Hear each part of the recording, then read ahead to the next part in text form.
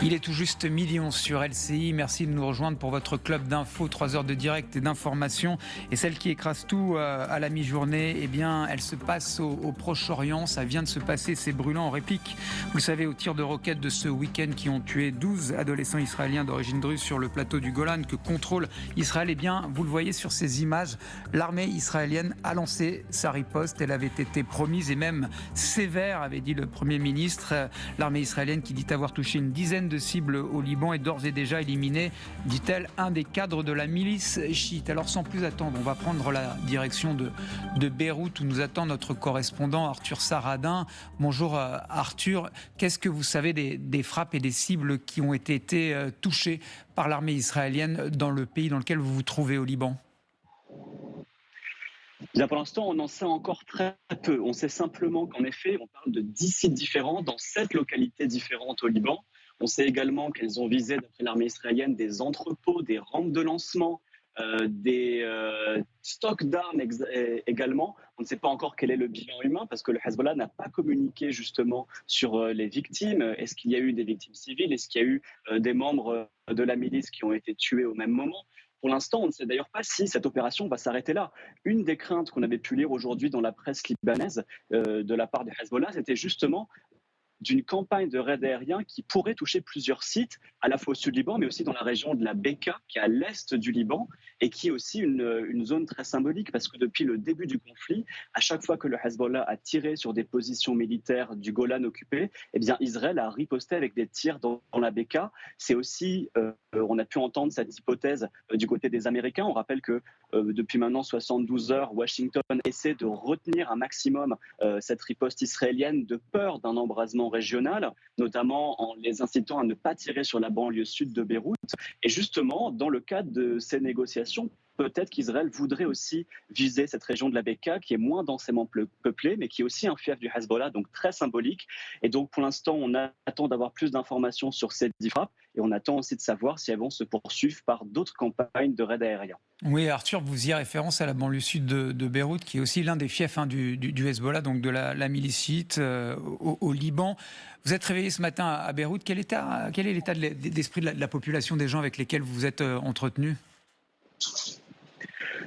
On va dire que c'est un entre-deux depuis 48 heures. On a un peu l'impression que les gens revivent le scénario, si vous vous souvenez, d'avril, de la riposte iranienne. Ce moment où pendant 3 jours, l'ambiance était très attentiste, où comme aujourd'hui, les chancelleries occidentales avaient demandé à leurs ressortissants de quitter le Liban, où les compagnies aériennes, comme depuis 48 heures, avaient suspendu leur vol depuis Beyrouth. Sauf qu'aujourd'hui, eh bien, le conflit dure depuis 10 mois. On voit qu'il continue à cette frontière israélo-libanaise. Dans la nuit d'hier, on a pu voir des tirs qui avaient ciblé des positions, en tout cas qui avaient ciblé des villages libanais, et le Hezbollah qui avait aussi ciblé le nord israélien. Et donc, on a cet entre-deux, à la fois une forme de résignation, l'envie que cette guerre s'arrête, et aussi la crainte, évidemment, qu'elle escalade.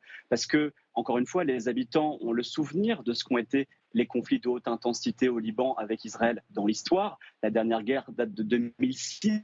Elle avait fait plus de 1000 morts civiles, notamment dans ces quartiers de la banlieue sud de Beyrouth qui sont densément peuplés. Et c'est en effet cette crainte d'un embrasement qui s'accompagne d'une crainte des Libanais pour leur vie, si jamais, évidemment, le conflit s'étend, va plus en profondeur dans les territoires et commence à devenir beaucoup plus frontal et de hautes intensités. Merci à vous, Arthur Saradin, en direct de Beyrouth, pour tous ces éclairages qui nous permettra un peu de nous poser la question sur ce plateau avec vous, Vincent Hugeux. C'est intéressant ce que dit Arthur Saradin parce qu'il réactive la mémoire chez les Libanais de cette guerre de 2006 qui avait duré 33 jours, qui avait entraîné la mort en fait d'un grand nombre de civils libanais qui en avaient voulu à l'époque, d'ailleurs, à cette milice, le Hezbollah. Je crois d'ailleurs que Nasrallah s'était même excusé auprès de cette population. Et là, on voit que Israël lance sa riposte. Est-ce que ce tir de roquette qui a entraîné la mort de 12 adolescents israéliens d'origine druze, donc on rentrera dans ces complexités peut-être un peu plus tard, mais est-ce que c'est l'étincelle de trop et est-ce que ça pourrait faire dégénérer véritablement là, ce conflit qui dure depuis 10 mois ? Alors, il est incontestable que la plupart des signaux sont aujourd'hui au rouge, qu'on approche d'une sorte de point retour, de non-retour. Pour autant, j'estime qu'il serait prématuré de juger qu'il y a une fatalité au basculement dans la guerre totale. Et pour diverses raisons objectives, je vais en évoquer rapidement deux ou trois. D'abord, on sent depuis cette tragédie, c'en est une, que les ripostes sont elles-mêmes, je dirais, soigneusement chorégraphiées. On reste aujourd'hui dans des schémas prévisibles. On sait très bien que depuis l'intensification des tirs du Hezbollah vers le territoire israélien ou le plateau occupé du Golan, eh bien, il y a eu des raids ciblés de Tsahal, de l'armée d'Israël, avec notamment une priorité à la liquidation de cadres du Hezbollah. Et donc, les Israéliens ont toute une liste de cibles, d'objectifs, soit humains, soit matériels et militaires. Alors effectivement, à la frontière, jusqu'au faubourg sud de Beyrouth, et comme le disait Arthur Saradin, dans la plaine de la Bekaa, mais qu'ils sont en permanence sommés par leurs alliés et protecteurs américains de mesurer la force de leurs bras. Pour des raisons, là encore, très simples, c'est que pour Washington, la priorité reste un cessez-le-feu durable à Gaza. Et donc, surtout, la clé, éviter l'embrasement d'un autre front. Par ailleurs, il se trouve que j'avais couvert en 2006 cette guerre de 33 jours pour l'Express à l'époque, et on peut considérer que ça a laissé des souvenirs très mitigés au sein à la fois de l'appareil militaire et politique, mais aussi de la population israélienne. Ça n'était pas un succès. Cette opération, c'est même très clairement, en termes tactiques, ce fut un échec. Ouais, bon. Et donc, on sait très bien en Israël que le danger représenté par les Hezbollah, qui a considérablement renforcé son arsenal en termes de missiles, de roquettes, etc., avec l'aide de son parrain iranien, eh bien, le Hezbollah est bien plus puissant que le Hamas. Et donc, et ça, ce sont des experts israéliens qui le disent, s'il fallait engager une guerre totale sur les territoires libanais, il faudrait, au fond, retirer l'équivalent de 2 divisions, des milliers de soldats de la zone de Gaza pour les orienter vers le nord. Et ça, encore une fois, Washington n'en veut à aucun prix. Dernier élément à ce stade. Pourquoi je parlais de chorégraphie tout à l'heure? Je le dis sans cynisme aucun. Ouais, bien entendu. C'est tout simplement parce que vous avez un personnage dont on parle peu, qu'on connaît mal en France, qui s'appelle Amos Hochstein, qui est l'émissaire américain qui sillonne en permanence cette région, et il fait passer les messages. Et il a par exemple dit à plusieurs éminents personnages libanais, je pense évidemment au Premier ministre Najib Mikati, au président du Parlement, Nabi Berri, qui est un allié historique du Hezbollah, mais aussi à Walid Jumblat, qui est lui l'héritier d'une dynastie de dignitaires druzes. Voilà. Eh bien, il leur a dit, la riposte israélienne est inéluctable, mais nous tâcherons de faire en sorte que. Et le ministre, et je terminerai là-dessus, des Affaires étrangères libanais lui-même, nous expliquait hier qu'il avait reçu des assurances, Beyrouth avait reçu des assurances, d'une riposte, je dirais, relativement mesurée, et d'une riposte à la riposte, elle aussi tout à fait inéluctable, donc du Hezbollah, de représailles à la riposte, qui, elle, serait également mesurée, notamment parce que, on y reviendra peut-être tout à l'heure, l'équation druze pour le Hezbollah est très compliquée. Et vous l'avez évoqué, le ressentiment envers les aventures militaristes du Hezbollah reste profond dans la société libanaise. Alors, ceci dit, pour apporter un peu de contradiction à vos éclairages, Vincent Hugebon. D'abord, il y a eu le 7 octobre qui s'est déroulé. Le 8, le Hezbollah, au soutien du Hamas, est entré dans la danse, si je puis dire. Les États-Unis ont retenu la main israélienne qui se préparait à frapper très, très, très sévèrement le Hezbollah. Ça, c'est le premier point. Et puis, très factuellement, il y a des alertes. Les Britanniques appellent leurs ressortissants à quitter Beyrouth. Un certain nombre de compagnies aériennes, dont Air France, a suspendu ses vols vers Beyrouth. La crainte, c'est que ça aille un peu plus loin que la plaine de la Bekaa et que ça touche Beyrouth. Est-ce que c'est possible? Est-ce que c'est envisageable, compte tenu de l'échec dont vous parliez du côté israélien? Que fut la guerre de 2006? Alors, quand vous battez le briquet à côté du baril de poudre, il arrive toujours un moment où la menace de l'embrasement prévaut. Pour autant, là encore, et au risque d'être démenti cruellement par les faits, je reste persuadé qu'il n'y a pas de malédiction vers la guerre totale. Les précautions dont vous parliez, au nom d'un fameux principe, elles sont relativement classiques. Déjà, en avril dernier, vous aviez eu des suspensions de liaisons aériennes, notamment, ne l'oublions pas, pour des raisons extrêmement prosaïques, c'est que les compagnies d'assurance ne veulent à aucun prix, c'est le cas de le dire, couvrir des risques tels que cela. Et là encore, vous savez, dans le protocole classique, le fait d'inviter ses ressortissants à éviter des zones de conflit aigus, ça fait partie, là encore, du b.a.-ba de la diplomatie. Oui, mais c'est généralement aussi quand on est en possession d'un certain nombre d'informations qu'on n'a pas à ce stade, restons prudents. Juste une question quand même sur cette armée israélienne. En effet, on a parlé de la bande de Gaza. C'est quand même la clé. Cette armée israélienne, pour le moment, dans une bande de Gaza qui est dévastée, avec un nombre de morts civils qui est extrêmement élevé et désastreux, n'a toujours pas atteint ses objectifs. On sait que le Hezbollah conditionne en réalité en fait, ces escarmouches, ces accrochages réguliers avec l'armée israélienne au fait qu'un cessez-le-feu soit conclu. Mais est-ce que l'armée israélienne, elle a véritablement les moyens d'ouvrir un autre front, encore une fois ? Ça nous ramène effectivement à la réflexion initiale. Vous avez au sein de la hiérarchie de Tsahal, de l'armée d'Israël, deux tendances qui peuvent être contradictoires. Très souvent, et dans l'histoire de l'État d'Israël, ce fut le cas, la haute hiérarchie militaire a fait preuve de plus de sagesse que l'échelon politique. Ce qui est singulièrement vrai d'ailleurs depuis que l'État d'Israël, pour son malheur, est à sa tête le gouvernement le plus extrême droitier qui fut jamais depuis 1948.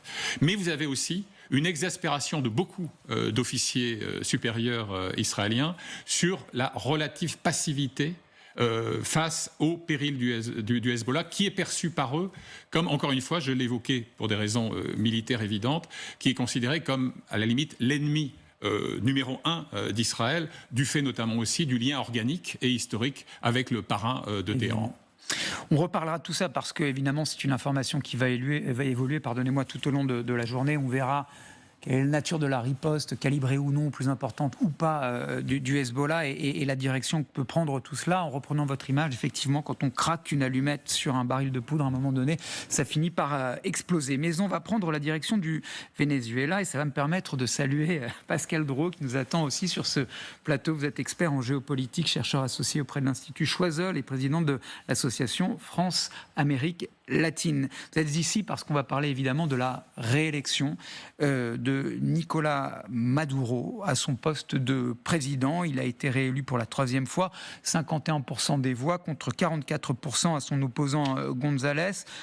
L'opposition, elle ne reconnaît pas ces résultats, elle conteste d'ores et déjà évidemment ce résultat. À quoi faut-il s'attendre ? On va vous poser la question, mais je voudrais tout de suite qu'on regarde d'abord ces images. Une partie de la population a sorti les casseroles et dans un concert de casseroles et sur fond de dégagisme, eh bien, on a signifié son opposition. Regardez.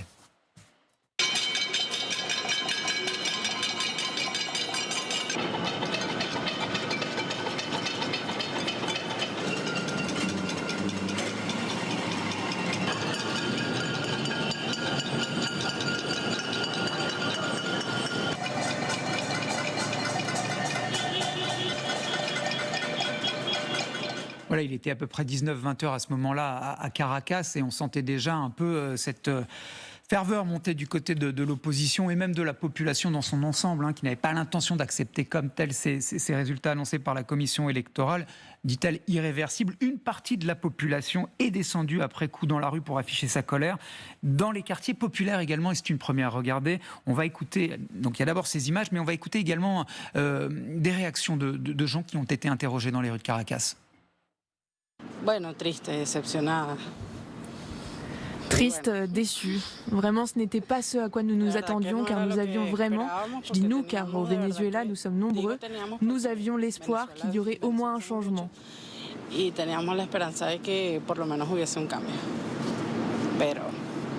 Mais je répète, la tyrannie gagne toujours et la fraude gagne toujours. C'est très triste car ils viennent de tuer les rêves de nombreux jeunes pleins d'espoir, désireux de s'en sortir.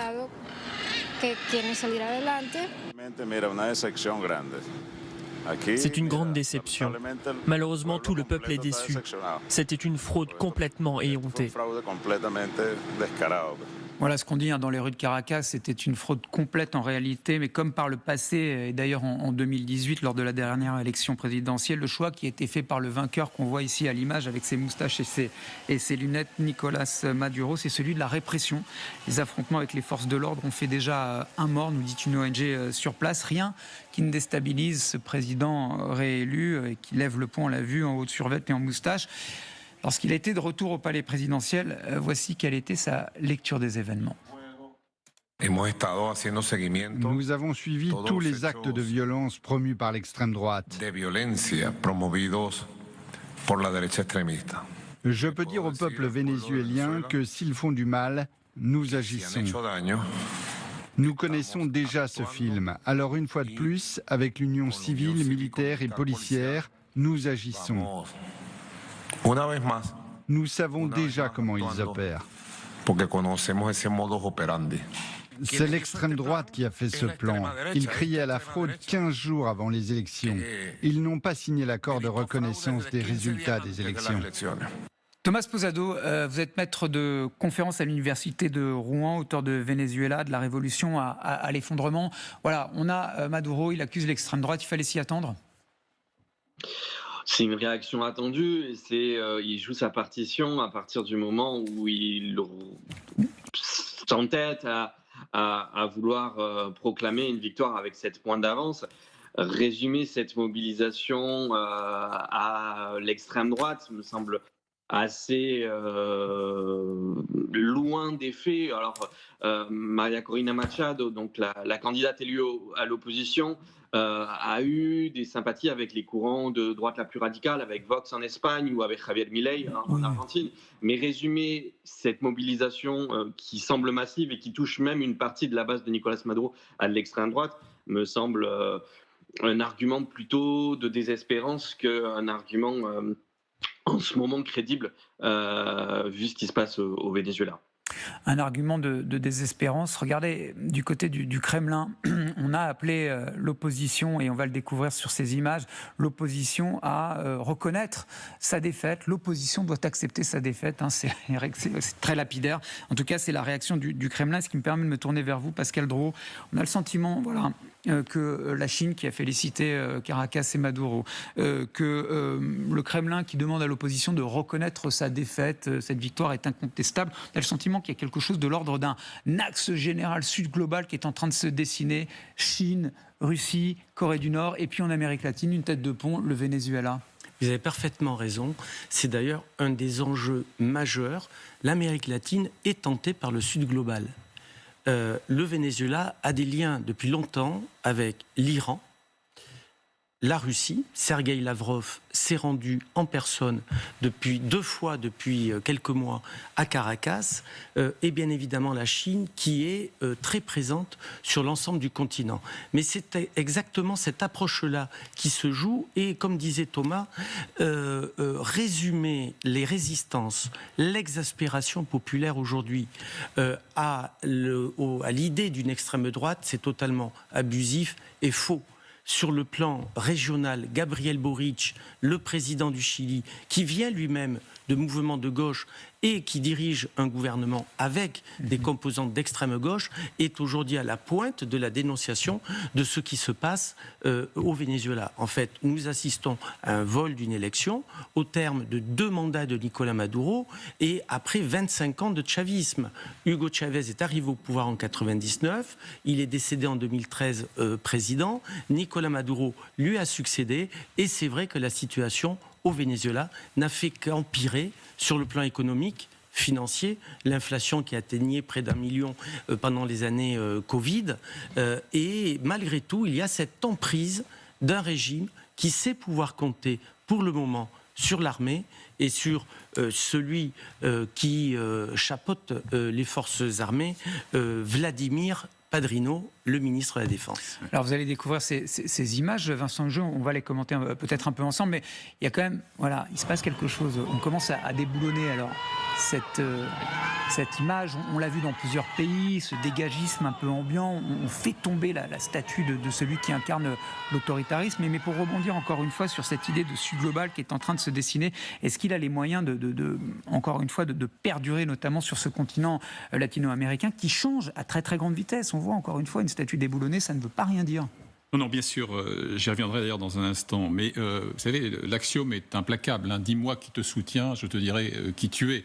Quand on a Moscou et le Kremlin qui volent au secours d'une fraude aussi massive que celle-là, ouais, je dirais qu'en d'autres circonstances, on pourrait juger cela cocasse. Mais, petite nuance quand même, j'observe que certains des pays qui ont des exécutifs de gauche, anti-américains, anti-occidentaux, et qui jusqu'alors avaient fait preuve d'une immense mansuétude vis-à-vis de Chavez d'abord, de Maduro ensuite, font partie de ceux qui aujourd'hui exigent une transparence qui d'ailleurs serait inédite au Venezuela. Je pense au Brésilien Lula, qui rejoint un peu cette mouvance, et également au Colombien Gustavo Petro.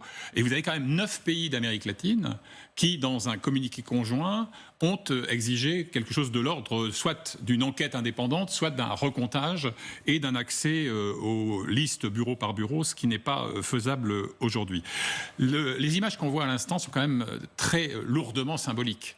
Parce que quand même, déboulonner Hugo Chavez, qui a fait l'objet d'un culte de la personnalité frénétique dans ce pays, qui a été assimilé à Simon Bolivar, hein, donc cet acteur majeur des mouvements d'émancipation des ex-colonies espagnoles, etc. C'est quand même faire preuve d'une audace politique assez remarquable. Et il reste en fait un point qui a été évoqué à l'instant par Pascal Brou, c'est que l'une des clés, à mon sens, c'est l'attitude qui sera celle de l'appareil militaro-policier.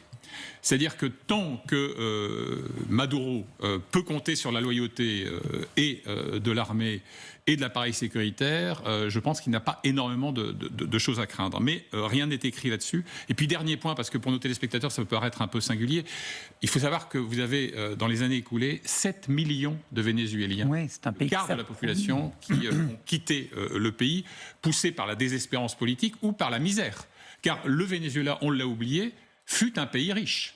C'est un pays qui a perdu 80% de son PIB par tête dans les dernières années et aujourd'hui dont l'appareil à la fois éducatif et sanitaire est dans un état parfaitement déplorable et même son pactole pétrolier s'est effondré. Donc le bilan économique du chavisme et du madurisme, il est au-delà de tout châtiment. Thomas Posado, Vincent Hugeux nous brosse le portrait d'un pays exsangue. Mais donc quel est l'intérêt pour Nicolás Maduro de s'arrimer encore une fois à ce sud global qui serait incarné à la fois par Pékin, par Moscou, par Téhéran? Quel est l'intérêt du Venezuela dans cette configuration-là? Les alliances géopolitiques sont anciennes et au vu des sanctions états-uniennes, Nicolás Maduro n'a d'autre choix que de se confier à d'autres leaders. Enfin, il poursuit en cela la politique internationale qui était celle de Chavez et qui a été presque durcie par les sanctions de Donald Trump. Les États-Unis sont restés très longtemps le premier fournisseur et le premier client du pétrole vénézuélien, y compris au début de la présidence de Nicolás Maduro. Ce qui a changé réellement la donne, c'est à partir du moment où Donald Trump met un blocus sur le pétrole vénézuélien et où du coup Nicolás Maduro va renforcer ses alliances avec la Chine. Ce sud global, il y a des contradictions à l'intérieur, vous en parliez, mais le Brésil de Lula fait partie des BRICS, mais garde tout de même des relations assez bonnes avec Joe Biden et condamne toutes les atteintes à la démocratie que peut commettre Nicolás Maduro sur ce dernier scrutin. Mais il est là un peu le paradoxe, Pascal Brou, c'est-à-dire qu'au moment où la Russie a envahi l'Ukraine, et concrètement quand on est passé dans une dynamique de blocus pétrolier à l'endroit des ressources en hydrocarbures russes, il y a eu des négociations, en effet, comme ça a été précisé, entre l'administration américaine et Nicolás Maduro. Donc il est passé quoi, de paria à statut de roi du pétrole, d'une certaine manière? Mais exactement, mais c'est là aussi un des enjeux majeurs. Ces événements pour Nicolás Maduro, en termes d'image, constitue un désastre.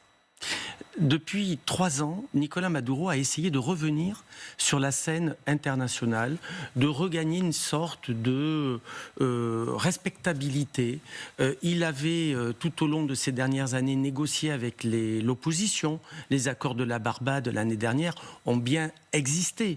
Ils ont été signés par le gouvernement, par l'opposition, depuis, pas appliqués bien évidemment depuis le début de l'année. Et donc Nicolás Maduro, en fait, se veut comme la nouvelle porte d'entrée de ces pays, notamment de l'Iran. Il y a quand même une ligne aérienne Caracas-Téhéran qui existe et depuis déjà 20 ans.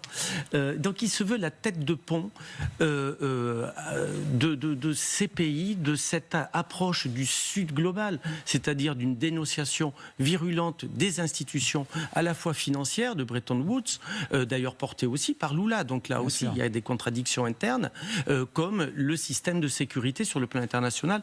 Vincent Hugeux le sait parfaitement. Et pour autant, il y a la réalité du pouvoir.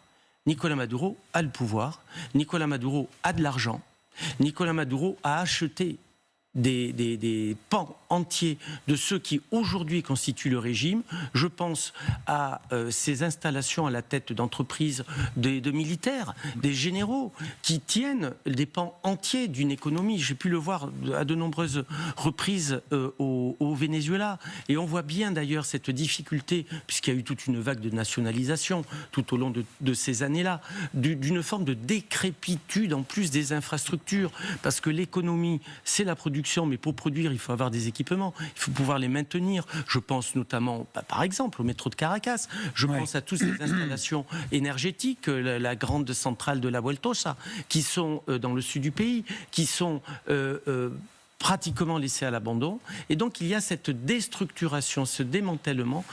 N'oublions pas que depuis, en 10 ans, 80%, le Venezuela a perdu 80% de la valeur de son PIB.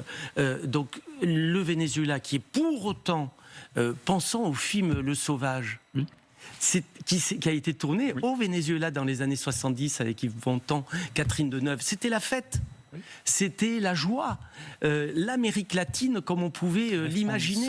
Et aujourd'hui, c'est la mort. Absolument, Exactement, la répression, ces images qui sont terribles et qui constituent pour Nicolás Maduro, dans sa stratégie de réhabilitation internationale, un véritable désastre. Alors, du côté de l'opposition, María Corina Machado, elle n'entend pas pour autant laisser tomber ou retomber cette pression, ni même se laisser intimider. Je vous propose de l'écouter. Mais aujourd'hui, je veux dire à tous les Vénézuéliens, à l'intérieur et à l'extérieur du pays, à tous les démocrates du monde, que nous avons désormais les moyens de prouver la vérité de ce qui s'est passé hier au Venezuela. Et vous allez l'entendre, même tonalité du côté des Nations Unies, où on appelle à la transparence la plus absolue. Le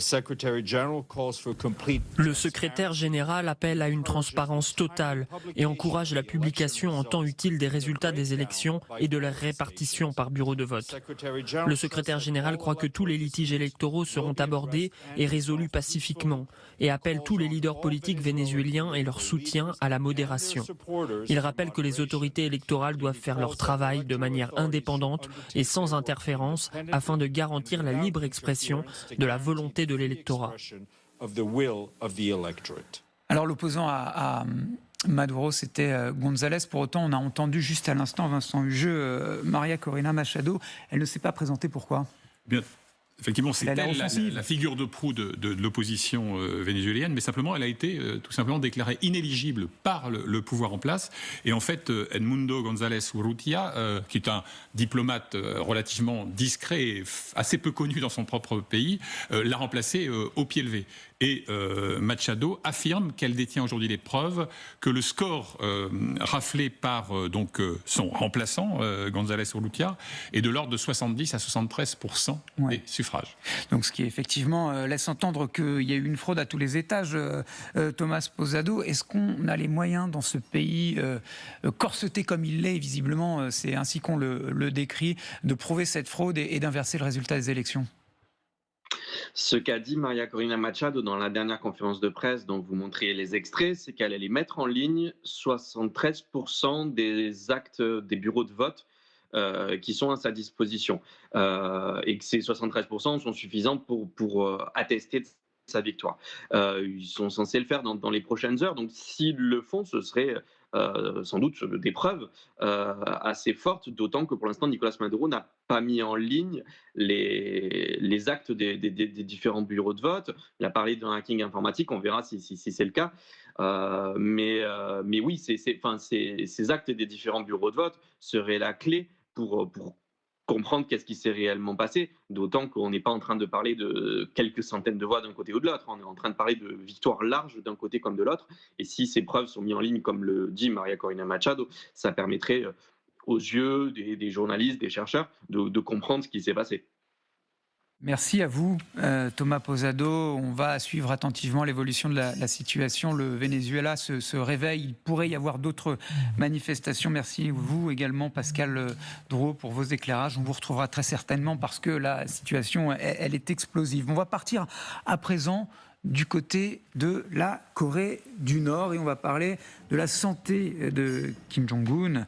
D'après le renseignement sud-coréen, le dictateur Kim serait en surpoids, ce qui présente un haut risque de maladie cardiaque. Et elle est très intéressante, cette information, Amal Laoui, rebonjour, parce qu'elle coïncide avec des apparitions publiques de plus en plus fréquentes de sa fille, une adolescente. Oui, la question c'est est-ce que Kim Jong-un est en train de préparer sa succession?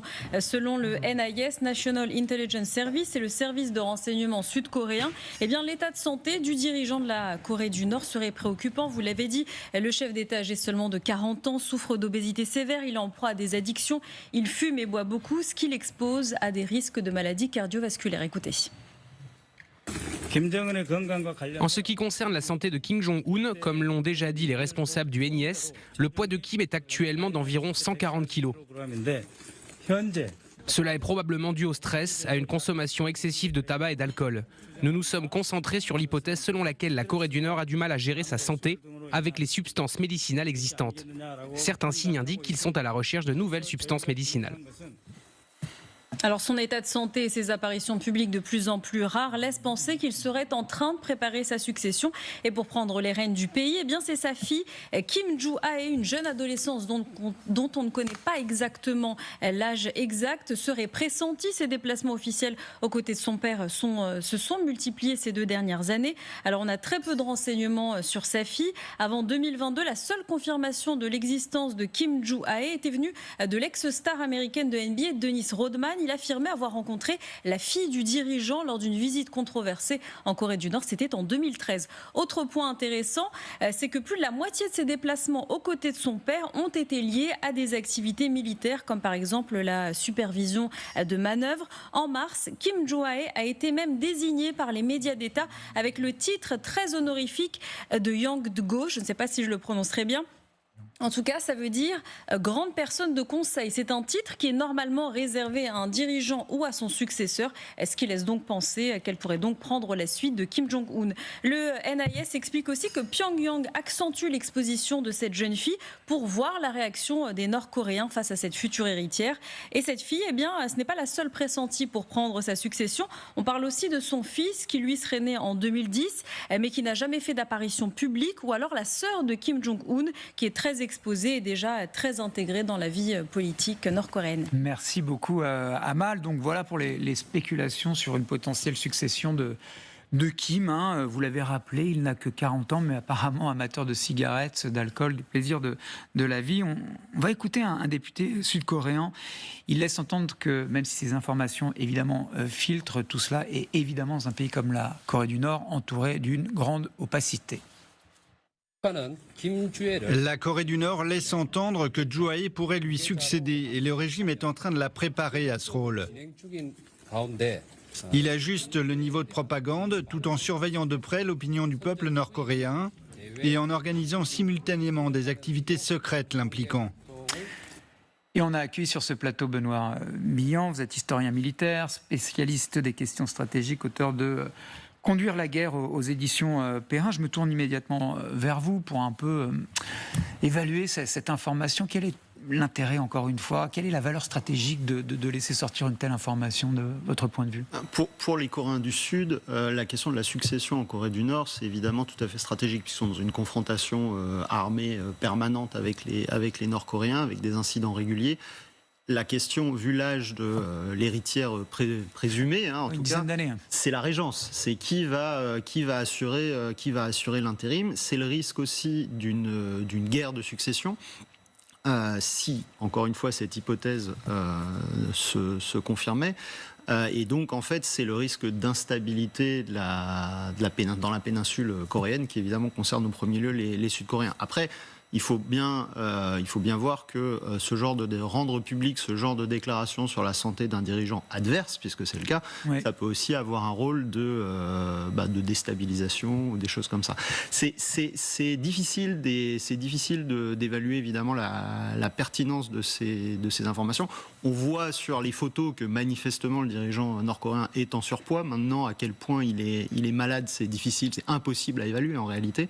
Ce qui est sûr, c'est qu'il y a 2 autres puissances ou 3 autres puissances qui regardent ça forcément avec intérêt. C'est les alliés de Kim, les Russes et les Chinois. Et puis c'est les États-Unis, évidemment. Et puis j'en ai oublié une 4e, bien sûr, c'est le Japon, qui suit de très près tout ce qui se passe sur la péninsule. Donc il y a même de gros enjeux régionaux. Pardonnez-moi. Pierre-Antoine Donnet, vous êtes journaliste à Asialiste, auteur de Chine, l'empire des illusions. Benoît Billon en parlait à l'instant. La Chine, Pékin regarde tout cela très très attentivement. Comment est-ce que vous lisez en fait la fuite de ces informations de la part du renseignement sud-coréen? À quoi ça peut servir tout cela? Vous savez, la Corée du Nord, qui mérite bien son acronyme, le royaume ermite, et pour la population générale complètement fermée sur le monde extérieur. C'est une dynastie, puisqu'en fait, Kim Jong-un est le 3e du nom. Son grand-père, Kim Il-sung, a été le fondateur de la République populaire démocratique de Corée, donc la Corée du Nord, qui avait lui-même choisi son successeur en la personne de son fils Kim Jong-il, qui lui-même avait choisi son successeur en la personne de Kim Jong-un qui règne aujourd'hui. Alors qu'il soit en surpoids, ça on le voit sur toutes les photos ou les vidéos où il apparaît en public. 140 kilos, c'est une estimation qui a été faite non seulement par les services sud-coréens, mais beaucoup d'observateurs. Il avait perdu du poids il y a 2-3 ans et il avait justement utilisé cette perte de poids comme étant montré en exemple des souffrances que lui-même avait face à la disette, sinon la famine sévère qui régnait à l'époque dans son pays. Il a repris du poids, ça encore les photos le montrent. Alors qu'il soit ou non en mauvaise santé, là je pense que raisonnablement, très peu de monde le savent parce que le mystère entoure le régime nord-coréen et a fortiori son numéro 1, Kim Jong-un. Alors maintenant, qui prépare sa propre succession, c'est en droite ligne avec ce qui a été fait précédemment par son grand-père et son père. Alors sa fille, effectivement, elle apparaît de façon maintenant récurrente, notamment pour tout ce qui a lien avec les préparatifs militaires de la Corée du Nord. Et elle paraît effectivement en piste pour lui succéder le jour venu. Alors on lui prête aujourd'hui l'âge de 11 ans, donc elle est très jeune. Mais là aussi, le régime s'y prend très longtemps à l'avance. Et donc je pense que l'information du fait qu'elle pourrait être celle qui va lui succéder me semble assez crédible, sachant qu'il y a effectivement un fils, mais qu'on ne voit jamais depuis très longtemps, qui paraît donc effectivement hors course. Comment est-ce que cela pourrait être interprété si on retourne la question et essaye d'entrer dans la tête des Nord-Coréens, peut-être de ceux ou celles qui pourraient prendre la succession de Kim en attendant que sa fille soit suffisamment âgée pour pouvoir exercer le pouvoir dans un royaume d'opacité tel, Vincent Hugeux? Qu'est-ce qui peut se passer dans la tête des Sud-Coréens quand de telles informations, encore une fois, émergent de la part des Sud-Coréens? Alors, exercice éminemment acrobatique. Pierre-Antoine Donnet parlait de mystère. Vous évoquez à bon droit le concept d'opacité. Je m'arrête une seconde sur une illustration de ce phénomène. Le fameux fils fantôme dont il a été question. On ignore à ce stade s'il a jamais existé. Et même le ministre de la réunification de Corée du Sud, qui est donc l'expert numéro 1 de la relation bilatérale tumultueuse des deux Corées, a admis en 2023 qu'il n'y avait plus aucune certitude sur l'existence même du fils en question. J'observe aussi que, toujours sur ce registre de caractère illisible, ou indéchiffrable de ce royaume ermite. Dans les 2 ou 3 années écoulées, la personnalité féminine qui apparaissait comme l'héritière présomptive, c'était plutôt la sœur Kim Yo-jong, qui apparaissait elle aussi dans des occasions solennelles ou à qui on confiait des missions importantes.